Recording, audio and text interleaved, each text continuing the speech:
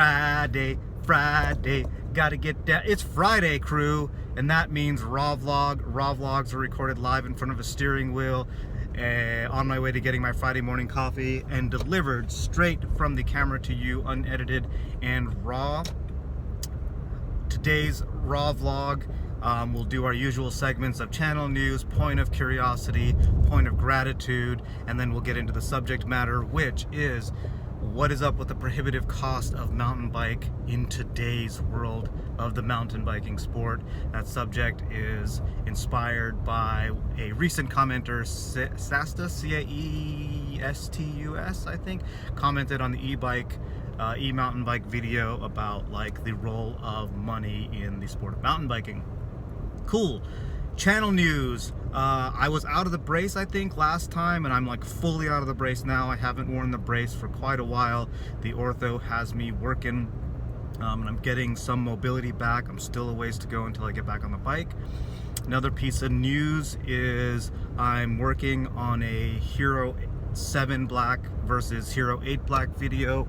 I know a lot of fellow mountain bike YouTubers have done videos on this, and people like the Lone Ranger have done a really good job just kind of specking it out and really showing a good comparison. I want to take a little bit of a different angle.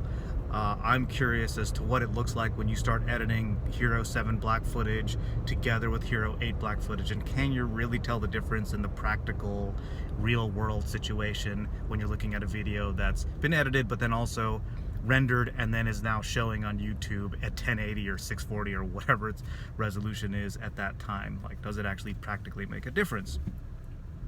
So another piece of channel news, I'm also working on a new bike day video for Kelly. She's actually had her new Santa Cruz Bronson for a while, but I just haven't been able to really put that video together because there's been so much stuff going on working on that. Final bit of channel news, I'm hoping to be out at the Fontana Southridge DH race this Sunday, so if I can make it out to that, hopefully I'll get to see some of you, do some filming, because that's rad. It's a classic race. If you don't know about it, look it up. I think it's like southridgeusa.ru or so, I don't know. Southridge USA DH race. If you're in the Southern California area, maybe come out and check it out. They do good stuff. Sometimes Aaron Gwynn shows up, and you know Aaron Gwynn, he go fast. Cool. Was that all the channel news? Yes, let's just say that's all the channel news. Point of curiosity.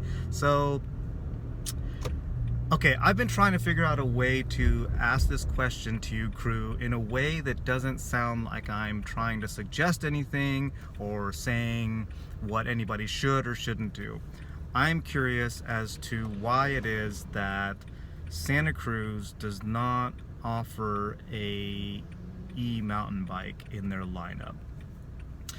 The reason I wonder this is, so I don't necessarily think they should or shouldn't or any of those kind of things, but I think I look at this brand and they're like a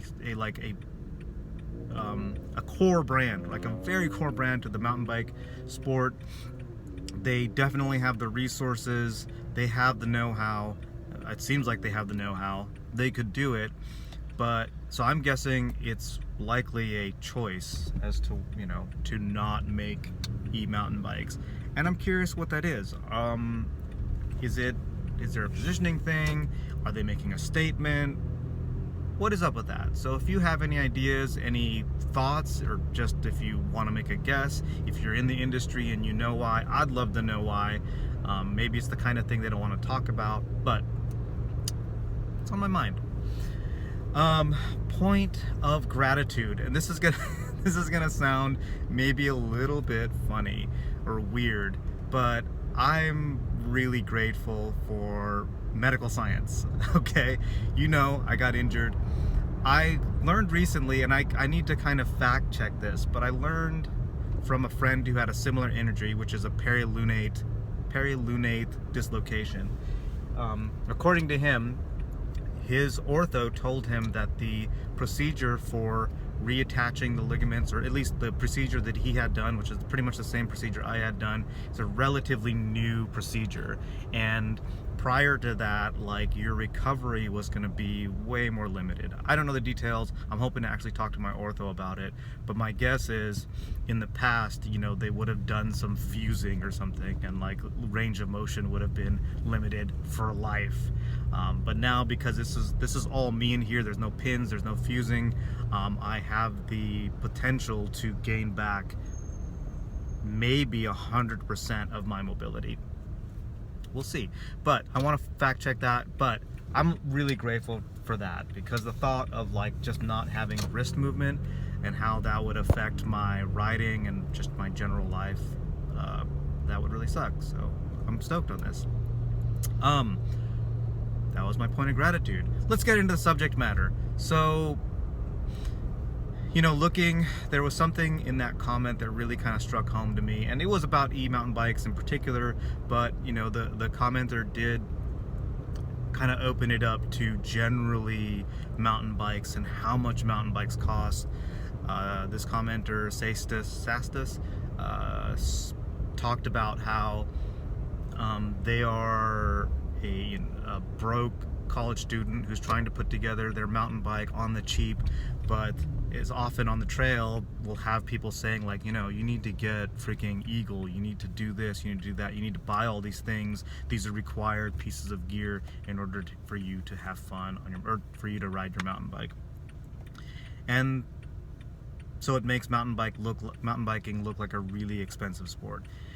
And I kind of translated that into, you know, how much money do you really need to spend in order to have fun on your mountain bike, in order to have a reasonably good mountain bike. And, you know, I'd love to throw out the platitude and say it doesn't matter, you should be able to just get on whatever mountain bike, get out there, you know, 20-year-old, whatever, you know, with a 1200 degree head tube angle, and ride it down the mountain and have fun. And I don't know if I could really say that and believe in it. I think some of it has to do with how you see yourself riding, or what style of riding you really want to do. If you look at what's, you can't help but look at all the content that's on YouTube, on Instagram, of what people are riding and how they're riding, and the kind of aggressive positioning people have on modern mountain bikes. If you try to do that on an older mountain bike, it's kind of not going to work, and you're just going to end up on the wrong side of the handlebars with those geometries and whatnot. I think mountain bikes are really expensive right now, and my guess as to why is because there has been so much change, so many new technologies, geometry changes, and bike technology has really progressed a lot, even since I started mountain biking, which wasn't even that long ago. I feel like I got in at a really good time. So that means that, like, if you have a mountain bike that's only a few years old, it's maybe not out of date, but it is not going to reward you for like a more aggressive forward positioning riding style. And in order to get a bike that has some of the modern geometry, it doesn't have to be even modern technology, but just like modern geometry, it's going to be a newer bike, and you're going to have to spend a little bit more to get a bike like that. It's hard to get a used bike that doesn't, like, so that means that your used bike that's 5 years old, it's not going to have the geometry that's as modern. I guess what I'm trying to say is, I feel like in maybe another 5 years things will settle down a bit. Maybe head tube angles will not get too much slacker, fork offsets are going to settle down, all these things are just kind of mellow out, and it'll be a lot easier to get a mountain bike that's 5 years old and is going to have what we call kind of modern geometry and modern technology. But let me get to it. I feel like, A $500 mountain bike is going to get you in, is going to get you on the trails, and is going to let you know whether or not you're into mountain biking, because there's the basic things of just the pedal fitness that goes into it, and some amount of bike handling skills, and just the whole reality of mountain biking, that you're out there can be some suffering, it can be scary, and do you find that fun? So that kind of gets you in. But it seems like pretty quickly after that, a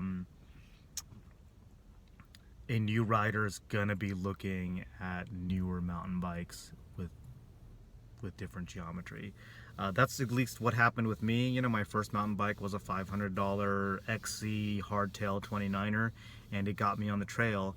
But I did find very quickly that I couldn't ride it the way I wanted to ride it without putting myself at a lot of risk. And very quickly after that, started looking at ways to put together funds to spend thousands of dollars on a mountain bike. I think at a minimum, you want something that works well. It's, because if you buy an older mountain bike, you don't really know what's going on with the suspension, how well it's been maintained. If you get older hardtail, it's that's generally going to be more of an XC bike, and it's going to have that steeper head tube angle, which makes it a bit more twitchy, and a little bit more scary on the downhills.